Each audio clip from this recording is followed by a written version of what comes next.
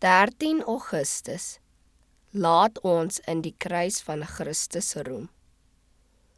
Ons moet nie op mense roem nie.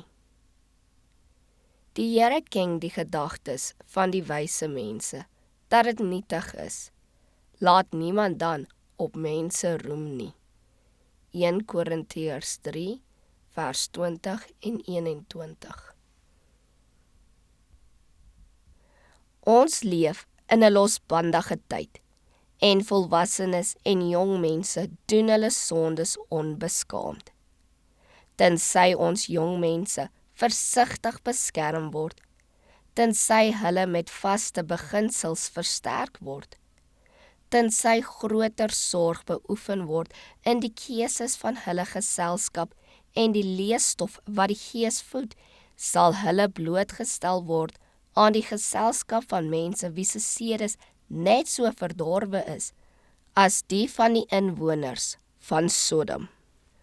Ons jong mense sal uit alle oorde versoeking verduur, en hulle moet op so 'n manier opgevoed word dat hulle op 'n hoër mag sal steun, op 'n hoër leer as wat sterflinge kan gee.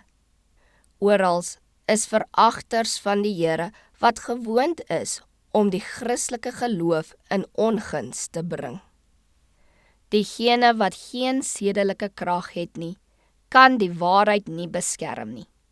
Hulle het nie die moed om te sê, tensy sulke praatjies ophou, kan ek nie in julle geselskap bly nie. Jesus, die verlosser van die wêreld, is my heiland. Ek verstig my hoop op die ewige lewe op hom. Maar dit is juis die manier om hulle stil te maak. As u met hulle redeneer, sal hulle teenredenasies hê, en niks wat u kan sê, sal hulle raak nie.